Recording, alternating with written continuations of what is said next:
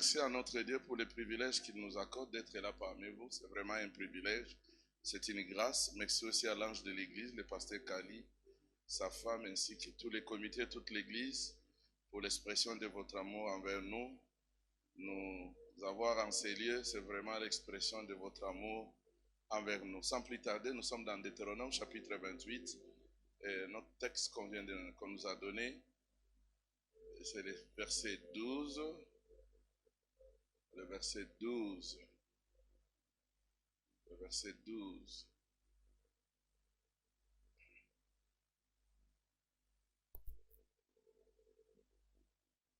Le verset 1 dit, si tu obéis à la voix de l'Éternel ton Dieu, en observant et en mettant en pratique tous ces commandements que je te prescris aujourd'hui, l'Éternel ton Dieu te donnera la supériorité sur toutes les nations de la terre. Voici toutes les bénédictions qui se répandront sur toi et qui seront ton partage lorsque tu obéiras à la voix de l'Éternel ton Dieu. Tu seras béni de la ville et tu seras béni dans les champs, les fruits de tes entrailles, les fruits de ton sol, les fruits de tes troupeaux, les portées de ton gros et ton menu bétail, toutes ces choses seront bénies. Ta corbeille et ta hiche seront bénies. Tu seras béni à ton arrivée et tu seras béni à ton départ. L'Éternel te donnera la victoire sur tes ennemis qui s'élèveront contre toi. Ils sortiront contre toi comme un seul chemin et ils enfuiront devant toi par sept chemins. L'Éternel ordonnera la bénédiction d'être avec toi dans tes greniers et dans toutes tes entreprises. Il te bénira dans les pays que l'Éternel ton Dieu te donne. Tu seras pour l'Éternel un peuple saint comme il te l'a juré lorsque tu observeras tes commandements, les commandements de l'Éternel ton Dieu et que tu marcheras dans ses voies. Tout le peuple verront que tu es appelé du nom de l'Éternel et ils te craindront. L'Éternel te comblera de biens en multipliant les fruits de tes entrailles, les fruits de tes troupeaux et les fruits de ton sol dans les pays que l'Éternel a juré à tes pères de te donner. Maintenant le verset 12, l'Éternel t'ouvrira son bon trésor, les ciels, pour envoyer à ton pays la pluie en son temps et pour bénir tout le travail de tes mains. Tu prêteras à beaucoup de nations et tu n'emprunteras point. Le chapitre 28 de Deutéronome, c'est un livre le plus apprécié, le mieux connu dans l'Église. Et beaucoup de gens davantage aiment vraiment lire et relire et fonder la plupart de leurs déclarations dans ces chapitres. Mais d'une manière générale, le livre de Deutéronome, c'est un livre de répétition. Vous savez, nous avons la première génération qui est sortie avec Moïse. Et cette génération a connu trop de problèmes tout au long de leur parcours à cause de leur désobéissance. Et Dieu n'était pas d'accord avec eux. Plusieurs ont perdu leur vie sur le chemin. Et il y avait une nouvelle génération. Il y a des enfants qui sont nés. En fait, le livre de Deutéronome, c'est pour aider la nouvelle génération. C'est une répétition pour qu'eux ne puissent pas tomber dans les erreurs du passé. Mais j'aimerais, avant d'aborder mon intervention, donner une précision très importante par rapport à ma démarche. Vous savez, quand nous lisons le Deutéronome, le chapitre 28, d'une manière précise, Dieu s'occupe réellement de son peuple qui a une histoire d'humiliation et Dieu a un programme avec son peuple, non d'une manière individuelle, mais le chapitre 28, ce qui est très important, Dieu voit la nation d'Israël. Il voit la nation d'Israël. D'ailleurs, par rapport au chapitre 27, qui n'est pas la suite du chapitre 28, parce que le chapitre 27 a une dimension personnelle, parce que ça touche à la morale, mais le chapitre 28, la précision la plus importante, ça a une dimension nationale. Israël, sous le gouvernement de Dieu. Sous le gouvernement de Dieu. Alors c'est vrai, nous avons beaucoup de choses que Dieu a dit par rapport à cette nation. Mais qu'est-ce que Dieu vise? Ce que Dieu vise est au verset 1 et au verset 13. Le verset 1, quand vous lisez, c'est presque le verset 13. C'est ça le but de Dieu. Il vise la supériorité de son peuple qui a été humilié. Israël doit être au-dessus de toutes les nations.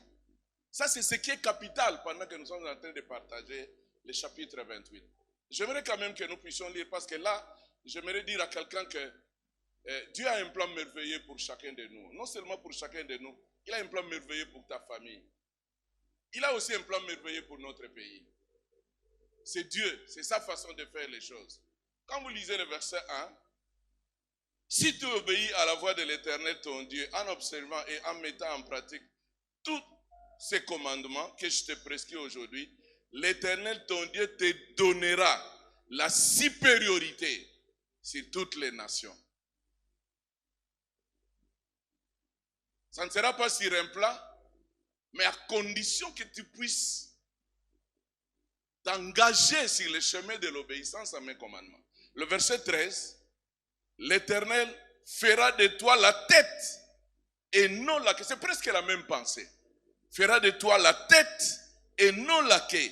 Tu seras toujours en haut et tu ne seras jamais en bas lorsque tu obéiras au commandement de l'Éternel ton Dieu que je te prescris aujourd'hui. C'est comme si la situation là pour moi ça ne m'intéresse pas. Ce qui m'intéresse, c'est là où vous allez arriver. Au fond, c'est toi qui es au top et c'est toi qui seras au top. Toi mon peuple Israël. Et d'une manière individuelle, si nous réalisons dans la vie pratique des enfants d'Israël, il y a eu de ceux qui ont goûté déjà à ça. Aman est venu Mardoché est venu d'un bas niveau jusqu'à atteindre le niveau de la supériorité. Et Aman qui voulait lui créer des problèmes s'est retrouvé en bas et Mardoché s'est retrouvé en haut. Daniel, c'est presque même histoire. Alors pourquoi je commence par là? Je commence par là pour que nous ne puissions pas d'emblée du tic au tac nous attacher. Donc, qu'importe la dimension spirituelle de la chose, parce que dans la progression, dans notre manière d'évoluer, nous voulons tout spiritualiser du tic au tac.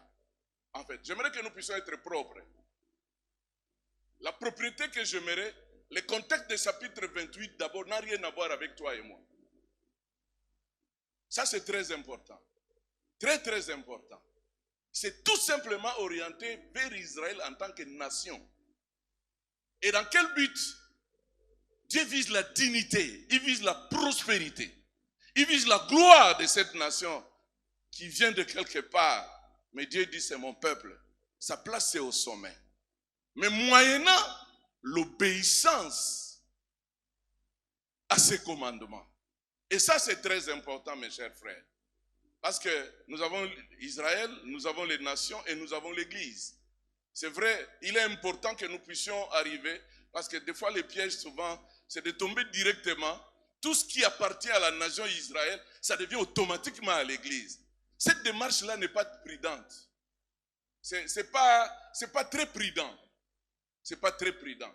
Voilà pourquoi moi j'aimerais que nous puissions d'abord évoluer dans les contextes et après maintenant on va voyager. C'est ça ma préoccupation. Donc quand nous sommes au chapitre 28, je me limite d'abord là-bas, parce que ce qui nous concerne, c'est pour la nation d'Israël. Dieu parle à cette nation qui est sous son gouvernement. Et qu'est-ce que Dieu vise? Le but de Dieu, le plan de Dieu, les desseins de Dieu, c'est la supériorité d'Israël. Est-ce que quelqu'un est avec moi? La supériorité d'Israël par rapport à toutes les nations. Mon peuple ne sera jamais à la queue. Mon peuple, sa place, c'est la tête. Et vous allez voir la démarche de Dieu par rapport à tout cela. C'est comme ça que j'avais dit, ce n'est pas du tic au tac d'abord, que nous devons directement spiritualiser et pratiquer cela dans l'église. Mais j'ouvre une parenthèse pour que nous puissions bien évoluer. La base pour notre marche chrétienne, et nous savons nous tous, l'obéissance est la clé de la bénédiction.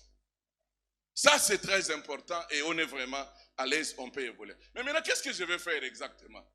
Comment moi je vais me débrouiller pour que nous puissions quand même rester dans ce qui nous concerne et puis évoluer et prier? Je bénis Dieu parce qu'au verset 12, j'ai trouvé juste quelque chose qui va m'aider de voyager. Parce qu'après tout, j'aimerais être vraiment à l'aise dans ce que je vais parler, tout en ayant une conscience tranquille par rapport à mes déclarations. Et c'est ça qui est important pour moi. Les mots que j'ai trouvés, est-ce que vous pouvez être là au verset 12? Vous êtes avec moi? Ok. L'Éternel t'ouvrira son bon trésor. Je venais de nous dire que tout ce qui est dit là-bas, tu seras la terre et ordonnera tout ça. C'est lié à la nation d'Israël. C'est lié à la nation d'Israël, qui est sous le gouvernement de Dieu. C'est lié à la nation d'Israël. L'Éternel t'ouvrira son bon trésor, le ciel, pour envoyer à ton pays la pluie en son temps. Et heureusement, s'il n'y avait pas ça, je ne sais pas comment je devrais faire aujourd'hui. Tu peux me dire que bon, ok, en tout cas, je trouve que je dois beaucoup encore réfléchir. En son temps. En tout cas, je suis à l'aise. J'ai trouvé quand même quelque chose qui va nous aider pour que nous puissions rester dans les contextes et puis aller dans notre réalité pour qu'ensemble nous puissions être bénis par ce programme Eyano qui a déjà commencé. Mais j'ai oublié quand même de féliciter l'église. Bon, 25 ans, waouh! Une histoire, un livre, la vie de plusieurs générations, beaucoup de choses. Que le Seigneur vous bénisse vraiment. C'est vraiment une histoire. C'est vraiment un livre. On peut lire, on peut venir apprendre. Parce que 25 ans, ce n'est pas de la blague. Nous, quand on vient là, ce n'est pas seulement pour prêcher, mais on apprend. Vous avez 25 ans. On ne peut jamais arrêter d'apprendre. 25 ans, c'est vraiment un parcours d'un grand. Et nous autres, on peut continuer à apprendre. Ah oui, hein? Mais il y en a de ceux aussi qui vont apprendre aussi par nous, non? Mais vous avez déjà 25 ans. Comment vous voulez vous comparer avec quelqu'un qui a 25 ans? Acceptez d'apprendre. J'accepte et je suis à l'aise. Que le Seigneur vous bénisse. Merci beaucoup. Bravo, vraiment, bravo, bravo, bravo, bravo. Alors, l'Éternel t'ouvrira son bon trésor, le ciel, pour envoyer à ton pays la pluie en son temps. Vous savez, en grec, il existe deux mots pour désigner les temps. Deux mots pour désigner les temps. Il y a le mot chronos et il y a le mot kairos. Tout ce que Dieu a promis là, il va ouvrir, mais ça ne sera pas d'une manière mécanique comme vous allez voir, mais cela va se faire selon mon temps. Et le temps là, c'est important. C'est important. C'est comme ça que je venais de dire déjà, en grec, le mot temps est expliqué par deux mots. Il y a le chronos et il y a le kairos. On commence d'abord avec le chronos. Le chronos désigne des temps qui se déroulent avec les années. Dans les années, nous avons les mois. Dans les mois, nous avons les semaines. Et dans les semaines, nous avons les jours. Dans les jours, nous avons les minutes, nous avons les heures. Le kairos désigne les temps qui se déroulent avec les années. Et ce temps se présente toujours comme un temps linéaire. Et quand nous parlons de chronos, c'est là où est venu le mot chronologie. C'est là où est venu le mot chronomètre. Donc le chronos, c'est le temps que nous mesurons chronologiquement. C'est la façon de quantifier le temps. D'ailleurs, l'histoire du monde est chronologique. Le chronos, d'une manière brève, c'est le temps humain. C'est le temps des hommes. C'est notre temps. Dans Matthieu chapitre 2, le verset 7 et le verset 16, quand nous lisons le texte, Hérode ayant appris la naissance de Jésus, il était très fâché. Et puis, il s'est rencontré avec les mages, il s'est informé. Et puis, parmi les questions qu'Hérode pose aux mages, que les mages lui expliquent à quel temps exactement ils ont vu les étoiles. Et les mages ont essayé de lui expliquer. Ayant constaté qu'il a été déjoué par les mages, au lieu de revenir, il est en colère, mais il fait des calculs par rapport à ce temps que les mages lui avaient donné comme élément d'identifier exactement ce qui a bouleversé son cœur, a commencé comment. Et c'est pendant ce temps-là qu'Hérode décide de tuer tous les enfants. Ce calcul-là se repose toujours à le chronos. Le chronos, c'est un cycle. C'est un rythme de vie. C'est le temps des hommes. Et chacun de nous est lié à ça. Et il y en a de ceux même qui ont la maîtrise de ce temps. Ils peuvent même arriver à répartir leurs journées. Ça peut même aller en une semaine, ça peut même aller en un mois. Il sait que le lundi de 7h, c'est jusqu'à 12h, 12h c'est le repos, tout ça, après ça à 15h, à 18h, c'est ça les chronos. Dans Actes chapitre 7, le verset 20 à 26, suivez-moi bien parce que nous allons atterrir, notre texte de base est Deutéronome chapitre 28. Nous savons comment Moïse était né et nous savons dans quelles circonstances Moïse se retrouve dans la maison de Pharaon. Gloire à Dieu. Étant dans la maison de Pharaon, Moïse grandit, instruit, éduqué dans la maison de Pharaon. C'est un temps normal, c'est un temps chronos. C'est pendant ce temps-là, chronos-là, que Moïse a reçu une bonne éducation égyptienne. D'ailleurs, quand nous lisons le texte, Actes chapitre 7, allons dans Actes chapitre 7, le verset 20. Actes chapitre 7, le verset 20. Si vous pouvez ouvrir votre Bible et que nous puissions évoluer ensemble, ça sera une bonne chose. Vous êtes là? Vous êtes là? Ok. Il faut m'aider si votre voisin n'a pas encore ouvert sa Bible, il faut lui aider. Ok. À cette époque, naquit Moïse, qui était beau aux yeux de Dieu. Il fut nourri 3 mois dans la maison de son père. Et quand il y était exposé, la fille de Pharaon les recueillit et l'éleva comme son fils. Moïse fut instruit, ça c'est le 22, verset 22, dans toute la sagesse des Égyptiens, et il était puissant en parole et en œuvre. Il avait 40 ans lorsqu'il vint dans le cœur de visiter ses frères, les fils d'Israël. Il en vit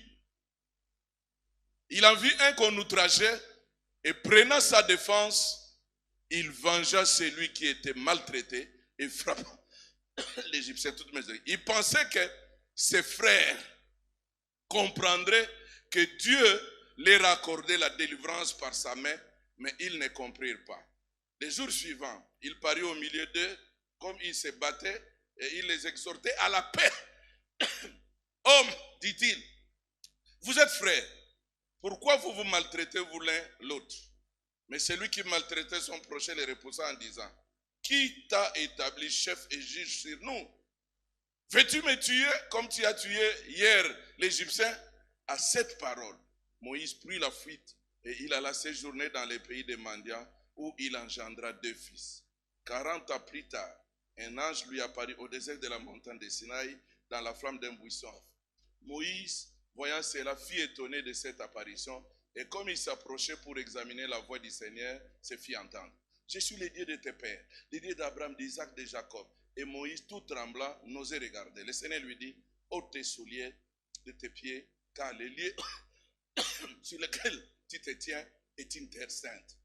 Je vis la souffrance de mon peuple, qui est en Égypte. J'ai entendu ses gémissements. Je suis descendu pour les délivrer. Maintenant, va, je t'enverrai en Égypte. Car Moïse, qu'ils avaient renié en disant, qui t'a établi chef et juge, c'est lui que Dieu envoie comme chef et comme libérateur avec l'aide de l'ange qui lui était apparu dans les buissons. C'est lui qui le fit sortir d'Égypte en opérant des prodiges et des miracles au pays d'Égypte, au sein de la mer Rouge et au désert pendant 40 ans.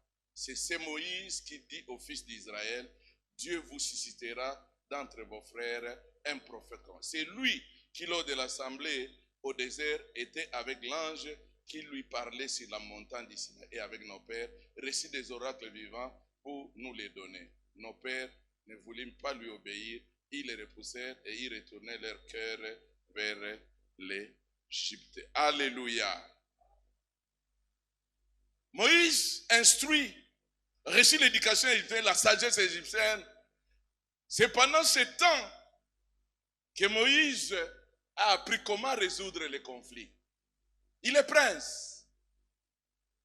C'est pendant ce moment-là qu'il a appris comment faire la médiation. Nous venons de lire même le texte. Il n'a entendu aucune voix venant de la part du Seigneur. Mais il y a la maîtrise par rapport à ce qui s'est passé pendant ces temps, ayant été bien instruit, Moïse s'est dit, j'ai tout ce qu'il faut pour aider mes frères. Et il a osé, malheureusement pour lui, c'était le chaos. Qu'est-ce que j'aimerais dire exactement? Ayant défini le chronos comme étant le temps des hommes, ayant défini le chronos comme étant la maîtrise des capacités humaines par rapport à la gestion de tout ce qu'il peut faire d'une manière quotidienne, n'oubliez pas, il n'y a pas de mal dans tout cela. On n'est même pas contre Moïse, parce qu'au départ de ses motivations, il fallait aider. Il avait le sang de ses frères. Mais les choses se passent au niveau de ces mots. Je venais de dire que Dieu a promis beaucoup de choses à sa nation, mais il dit, je vais ouvrir ces bons trésors, mais pas, ça ne sera pas selon votre calendrier. C'est mon temps. C'est déjà un acquis pour vous. Croyez déjà que c'est accompli, mais c'est par rapport à ma montre. Est-ce que quelqu'un est avec moi? Est-ce qu'on est ensemble? On est ensemble. Ok. Moïse maintenant se sent capable et il a osé, il est allé même pour aider ses frères. Il tombe dans le piège. Croyant être accueilli par ses frères, croyant être accepté, il est étonné d'entendre cette voix. Veux-tu me tuer comme tu as tué l'Égyptien? C'est cette phrase-là qui a découragé Moïse. Il a même oublié ses compétences. Il a même oublié tout ce qu'il a appris. Et il a fui. Bon, je peux dire qu'il a fui avec ses diplômes. Il a fui avec ses qualités. Il a fui avec ses talents. Il a fui avec son bagage. Il est allé. Donc, dans les temps chronos, c'est l'homme qui exalte son savoir. Dans les temps chronos, c'est l'homme qui exalte ses compétences. C'est l'homme qui est fier de ce qu'il est, de ce qu'il est capable de faire. C'est l'homme qui exalte ses spécialités, sa façon de planifier, ce qui n'est pas mauvaise. Dans les chronos, on peut tomber dans la routine. Dans les chronos, on a la maîtrise de certaines choses. Mais le danger, c'est quoi? Souvent, Dieu peut être absent. Parce qu'on a déjà la maîtrise de ce qu'on doit faire. On sait bien planifier. On sait qui contacter. À quelle heure exactement les choses peuvent se passer et obtenir de bons résultats. Mais dans les chronos, des fois, Dieu est oublié. Des fois, il est spectateur. Nous sommes dans la nouvelle année qui venait de commencer. Ne tombez pas dans cela. Ne regardez pas votre Créateur à distance, malgré tout ce que tu peux connaître dans ce monde. Malgré toute la maîtrise des choses, ne tombez pas dans ce qui est arrivé à Moïse. Tout ce qu'on peut faire dans les chronos, c'est par rapport à nos acquis. C'est par rapport à nos connaissances. C'est par rapport à nos compétences. C'est par rapport à nous-mêmes. Dieu n'est pas associé. Peut-être, quelquefois, mais pas d'une manière assidue. Moïse comptait sur tout ce qu'il avait appris. Moïse comptait sur ses compétences pour aider ses frères. Mais j'aimerais vous dire que cela n'était pas suffisant. Parce qu'il y avait certaines réalités que Moïse ne connaissait pas. Est-ce que je ne peux pas être tenté de dire que souvent dans les chronos, c'est notre chair qui est exaltée? Peut-être je peux dire, parce que quand nous arrivons dans le Nouveau Testament, dans Galates chapitre 5, Paul dit, marchez selon l'esprit et vous n'accomplirez pas les désirs de la chair. Et Moïse a été tenté d'entrer dans cette logique et cette manière de voir les choses. Alors maintenant, j'aimerais balancer Moïse avec Salomon aussi. Ce sont deux personnages dans l'Ancien Testament. Salomon, à l'instant où on lui cède le trône, Salomon fait le contraire. Il dit à Dieu, je suis incapable. Je connais mes origines, je connais mes avantages, je sais que papa a tout mis en place, je sais que j'ai toutes les facilités, je sais qui contacter par rapport à tout ce que je vais faire, mais je vais te dire moi-même sincèrement, je suis incapable. Je n'ai pas la sagesse. Si toi tu ne m'aides pas, je ne vais pas m'appuyer sur ce qui a été fait pour moi. Je ne vais pas m'appuyer sur ce que papa m'a présenté, mais je vais m'appuyer sur toi. Si toi, tu n'interviens pas. Au fond, pour Salomon, il s'est dit, ok, je sais, je suis dans la famille. C'est pas pour rien que papa me pointe. Mais c'est pas ça, je ne vais pas m'appuyer sur ça. Mais moi, je compte sur toi. Donne-moi la sagesse. Donne-moi la sagesse. Donne-moi la sagesse. Donne-moi la sagesse. Et quelle est la différence entre Salomon et Moïse? Nous allons voir que Salomon, même sur base de sa sagesse a fait de lui une personne de grande renommée. Et d'ailleurs même, sa sagesse était devenue même une source d'enrichissement. Parce que vous voyez même des reines comme des Séba qui viennent uniquement pour la sagesse. Mais les reines ne viennent pas me bredouiller. Elle était libérée, elle était obligée de libérer tout ce qu'elle avait. Mais pourquoi? Mais c'est à cause de cette sagesse-là qui venait d'en haut. Alors, je venais de terminer la partie A, parlant de Chronos, mais allons dans les Kairos. Parce que Dieu dit à son peuple, cela va se faire, ça sera en mon temps. Ça sera en mon temps. Et 2023, frère, il est important, malgré tout ce que tu es capable de faire, ne te repose pas sur les chronos. Je suis venu dire à quelqu'un, dans 2023, ne te repose pas sur les chronos. Nous ne fonctionnons pas sur base du chronos seulement. Nous avons 2 temps. À cause de notre relation avec Dieu. Si au milieu, dans le monde, ils s'attachent seulement au chronos, ils sont développés dans ça, mais nous prenons conscience qu'en dehors de notre temps, il y a les kairos. Il y a le temps de Dieu. Est-ce que quelqu'un est avec moi? Il y a le temps de Dieu. Même si du côté de tout ce que tu vois, il n'y a rien, mais je crois qu'il y a un autre temps que tu ne vois pas qui est capable de renverser la vapeur. Ah, quelqu'un ne comprend pas encore. On va y arriver, on va y arriver. On va y arriver.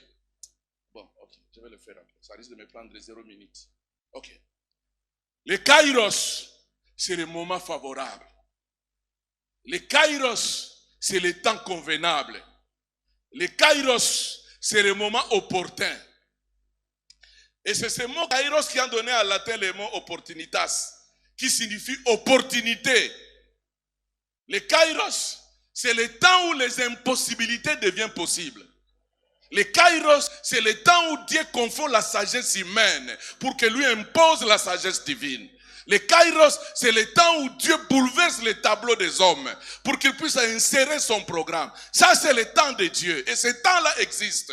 Les kairos, c'est le moment où Dieu décide de confondre la médecine. Pendant que tu es devant le médecin et que le médecin te dit, je savais déjà et je te dis tout ce que je t'ai dit là. Mais quand Dieu dit non, maintenant c'est le temps pour moi et il t'envoie chez le même médecin. Et le médecin te dit, je ne comprends rien. Parce que le temps de Dieu a sonné. Tu n'es pas lié au temps d'un médecin. Mais il y a aussi le temps qui est au-dessus du temps de ces médecins-là. Et j'aimerais dire à quelqu'un pour comprendre cela, Dieu dans sa façon de fonctionner, de travailler avec nous, quand il nous regarde, c'est à nous de comprendre. Ayez l'intelligence des fils d'Isaacar pour réaliser que non, je ne voyage pas seul. Je voyage avec quelqu'un qui a une montre qui ne peut pas être vendue dans le monde entier. Et sa montre a une précision à telle enseigne que ça ne vient jamais en retard, ça ne vient jamais en avance, mais ça vient au moment convenable. Je crois au Kairos. Ah, j'aimerais que quelqu'un puisse dire, lève ta main droite et dis, je crois à ce temps-là. Dites avec moi, je crois à ce temps-là. Seigneur, je suis, bien sûr, je connais la date de ma naissance. Je connais la date où j'ai eu mon diplôme. Je connais comment planifier. Mais je sais que dans ma relation avec toi, tout cela n'est rien. Ce qui m'intéresse, c'est ton temps. Oh, là-bas, Dieu est merveilleux. Les kairos, c'est le temps où l'imaginable devient réalité. Waouh, c'est le temps. Ce qui était obstacle devient miracle. Waouh. Ce temps-là existe. Vous savez, dans Marc chapitre 10, le verset 26 à 30, là je vais rencontrer notre préoccupation pour équilibrer Deutéronome. Je venais déjà de dire que quand nous parlons de Deutéronome 28, ne soyons pas pressés pour s'approprier. En fait, d'une manière propre, Dieu parle à la nation d'Israël, qui est sous gouvernement, par rapport à leur parcours d'humilité. Mais Dieu vise la supériorité de son peuple par rapport à toutes les autres nations. Et maintenant, comme nous marchons avec lui, L'obéissance n'est pas seulement pour les enfants d'Israël. L'obéissance a des racines dans l'Ancien et dans le Nouveau Testament. Et quiconque qui marche dans l'obéissance rencontre ces dieux-là.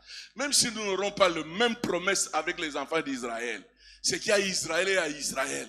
On ne peut pas mélanger ce qui est d'Israël et mélanger à l'Église. Il y a d'autres promesses, mais il faut bien lire la Bible. Ce qui est à Israël, c'est pour qui? C'est pour Israël. Est-ce que quelqu'un m'entend? Quelqu'un m'entend? Et ça, c'est, ne soyez pas jaloux d'Israël. C'est l'horloge du monde. Ça va? Faites comme ça. Oui, oui, oui, oui, oui.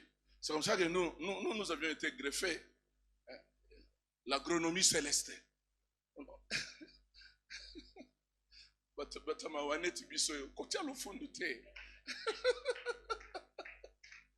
Ça, c'est le mystère de la grâce. Le mystère de la grâce. On n'est pas. Marc chapitre 10.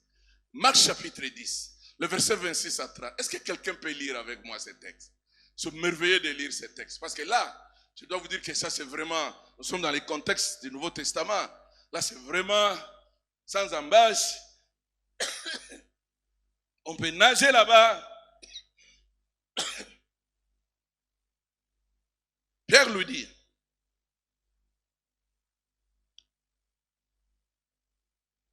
Pierre s'est mis à lui dire, voici, nous avons tout quitté et nous t'avons suivi.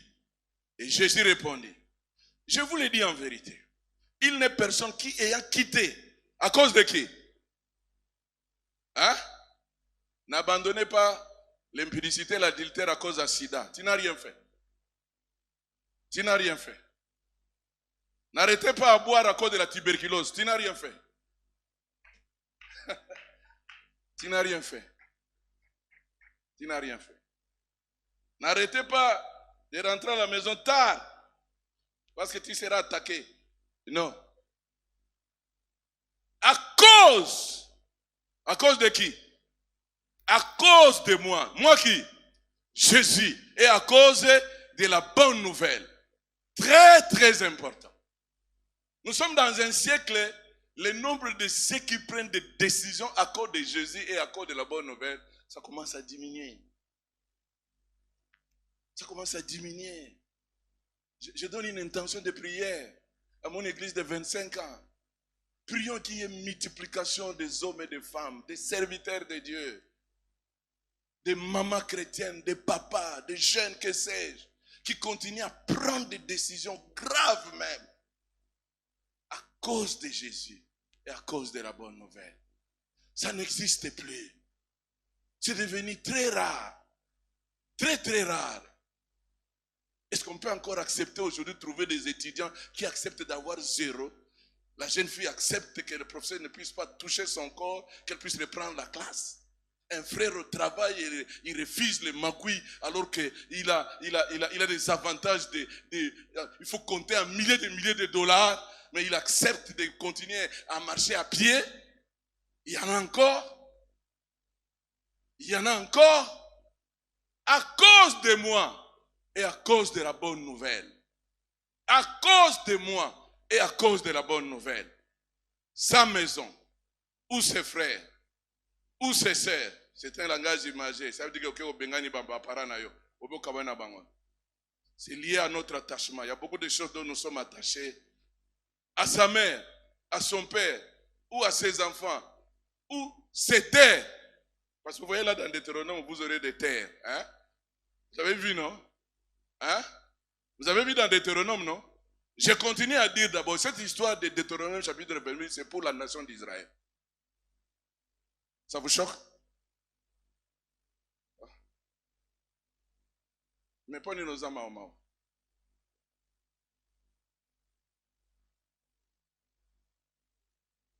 Hein?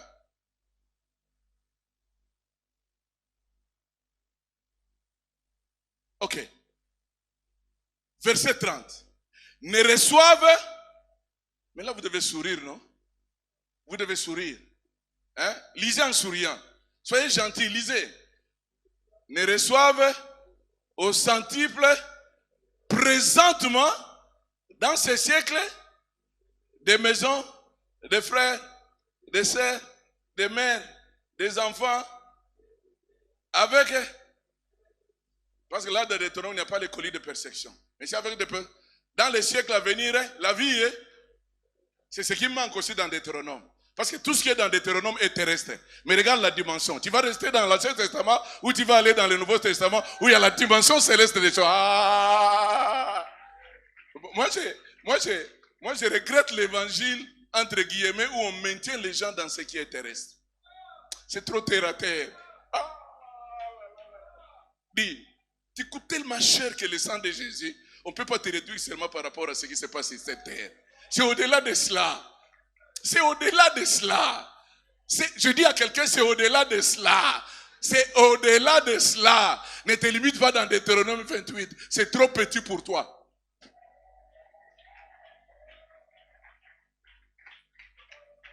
Est-ce qu'on est ensemble? Est-ce qu'on est ensemble? On peut évoluer. Je disais ceci. Ne te limite pas dans Deutéronome 28, c'est trop petit pour toi. Il n'y a pas la dimension céleste là-bas. Ah oui, hein? Tu n'es pas devant ta Bible. Hein? Oh. Je n'invente rien. Ok. Ok. Ok. Aïe, aïe, aïe, aïe. Bon, acclame le Seigneur. Acclame-lui. Acclame le Seigneur. Acclame-lui vraiment. Et voilà comment regarde. Il faut me dire même dans ce moment comme ça, je m'arrête. Ça ne pose aucun problème. Je m'arrête. Je serai très prudent. La capitale d'arrêter, j'arrête directement. Ça ne me pose aucun problème. J'arrête directement. Ok. Pierre lui pose la question. D'abord, on n'a pas terminé. Le verset 30. Ne reçoivent au centuple présentement, dans ces siècles-ci, des maisons, des frères, des sœurs, des mères, des pères, des enfants, et des terres, avec des... Dans les siècles à venir, la vie, il y a une dimension qui manque. Une dimension très importante. C'est comme si, même si j'ai raté tout ce qui est terrestre, mais que je ne rate pas ce qui est au-dessus de ce qui est terrestre. Alors ne souffre pas par rapport à ce qui est terrestre.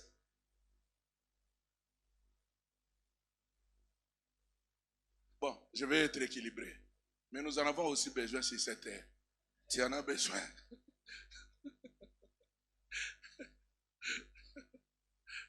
Tu en as besoin. Tu en as besoin. Alors, il ne faut pas maintenir les gens dans ce qui est terrestre. C'est très dangereux pour la foi de certaines personnes. J'aimerais que ce qui est terrestre soit comme des matabis s'il y a une surprise. Ah, tu as commencé à comprendre. Tu commences à comprendre. Tu commences à comprendre. Ma foi n'est pas bâtie sur ce qui est terrestre. Ma foi est bâtie sur l'éternité. Je vois l'éternité. C'est comme ça même je peux sacrifier ce qui est terrestre à cause de l'éternité. Non seulement le péché, je peux même sacrifier ce qui est bon. Je peux même sacrifier ce qui est agréable à cause de l'éternité.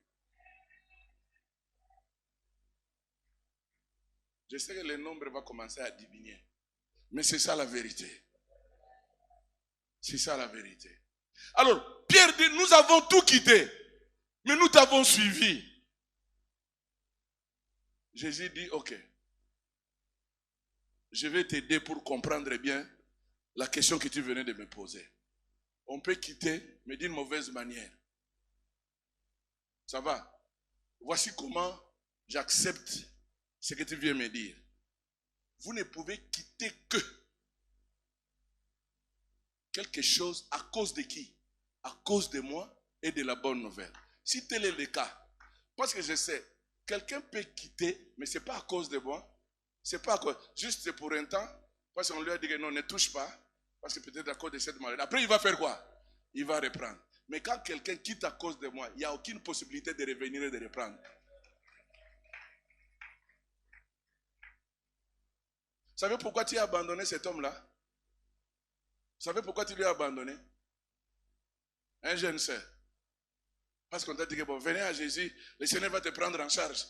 Mais il dit, ok, je viens. 2 mois, 3 mois. Tu réalises qu'il avait l'habitude de t'envoyer peut-être chaque week-end un $200. Le premier mois, les gens commencent à te demander, mais comment tu n'apparais plus comme tu étais? Parce que tu savais que chaque week-end, tu devrais aller au salon. Maintenant, tu commences à faner. Tu dis, oh,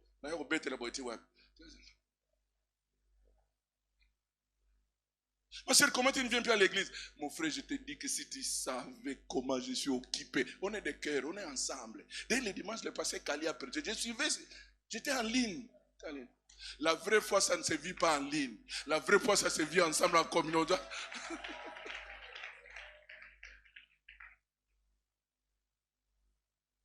À cause de moi et à cause de la bonne nouvelle, certains peuvent quitter. Mais Jésus ajoute une dimension, suivre.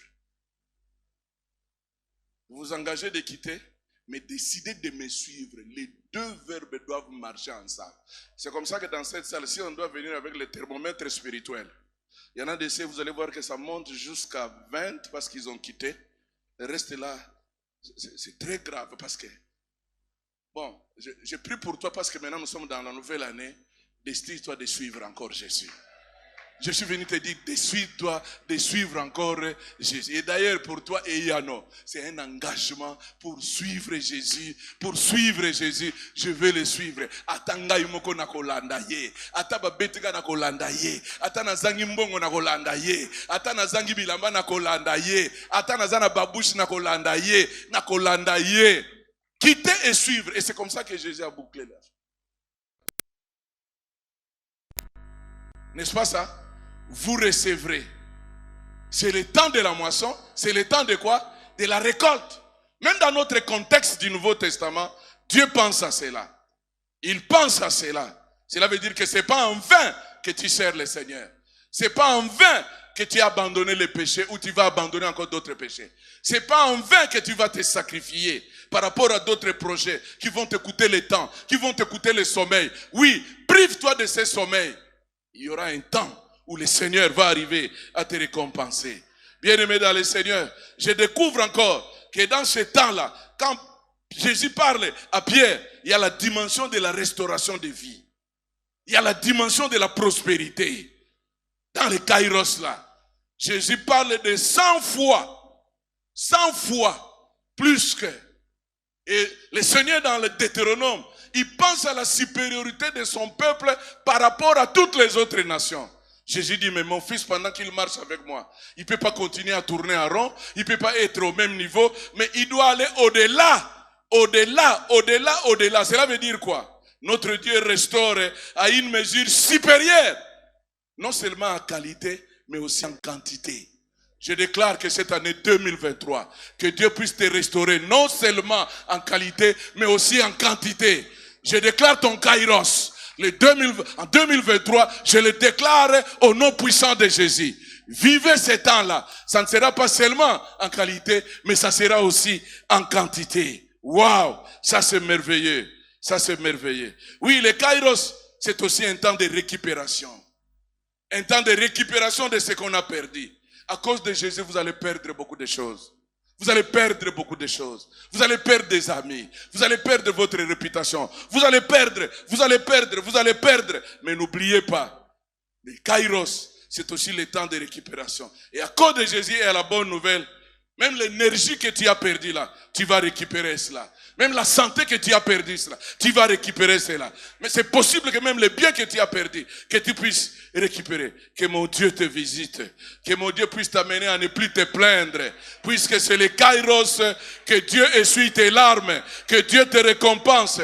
Que Dieu te donne des occasions favorables. Que Dieu t'ouvre des opportunités qui peuvent t'amener à expérimenter sa grandeur. Commencez à voir l'augmentation des opportunités dans ta vie. Commence à voir l'augmentation des grâces dans ta vie. Je prie pour l'augmentation des grâces divines. Je prie pour l'augmentation des opportunités. Malgré des difficultés, c'est vrai. Il y a eu des opportunités que tu as loupées dans 2022. Il y a eu des opportunités parce que tes parents ont loupé. Je prie qu'avec toi, rien ne sera loupé. Que Dieu vienne te rencontrer pour que tu puisses arriver à expérimenter les Kairos.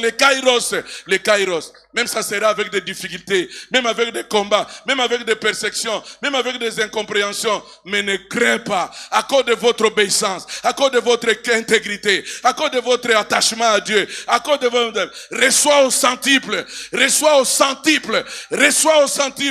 C'est une promesse par rapport au Kairos. Je dis que c'est une promesse par rapport au Kairos. Il y a moyen de recevoir au centuple. C'est par rapport au Kairos. Cela est possible. Bien-aimés dans le Seigneur, le Kairos, c'est le temps de la récolte. C'est le temps de la récolte. C'est le temps de la récolte. Oh, je suis venu dire à quelqu'un, je déclare une nouvelle saison dans ta vie. Je déclare de nouvelles opportunités dans ta vie. Je déclare une saison de grâce, de gloire et d'épanouissement. Cela est possible. Et le temps est arrivé. Le temps est arrivé parce que quand les Kairos arrivent, les choses ne sont plus au commencement. J'atterris en disant ceci. Je reviens avec Moïse. Il a commencé par les Chronos. Et il a terminé avec les Kairos. Les Chronos, c'était son programme. J'ai l'intelligence. J'ai la force égyptienne, je connais les enjeux, je connais comment résoudre les conflits, j'ai tout ce qu'il faut, j'ai le langage d'un prince, mais il a échoué. Mais regarde, il a 80 ans. 40 ans après, Dieu vient. Et quand Dieu arrive, il lui dit, ok, maintenant c'est le moment. Voici la honte de Chronos. Lui qui se croyait être accepté, mais il a été rejeté par les mêmes personnes. On ne te connaît pas. Mais regarde quand les Kairos entrent en œuvre. Celui qui a été rejeté est accepté par les mêmes personnes. Je suis venu annoncer dans la vie de quelqu'un. Il est possible que là où on t'a rejeté, puisque c'est le temps de Dieu, il va t'introduire calmement et tu vas t'étonner. Est-ce que je suis là où j'ai été haï? Je suis là où on m'a humilié? Je suis là où on a inventé des choses? Oui, parce que c'est le temps de Dieu. Hier, c'était tes idées. Hier, c'était tes démarches. Hier, c'était à cause de tes relations. Hier, c'était à cause de ta façon de faire les choses. Mais maintenant, puisqu'il n'y a pas ta montre, c'est la montre de Dieu, il a tout programmé. Quand Dieu approuve nos voies, il dispose même les cœurs de nos ennemis. Que tes ennemis t'ouvrent la porte, qu'ils t'ouvrent la porte et qu'ils se donnent des mains pour dire comment il est passé. Mais ce sont eux qui t'ont ouvert des portes. Je prie que Dieu les utilise pour qu'ils puissent t'ouvrir des portes, parce que c'est le temps de Dieu dans ta vie. Ce temps-là existe. Et j'annonce ton Kairos. Que Dieu vous bénisse.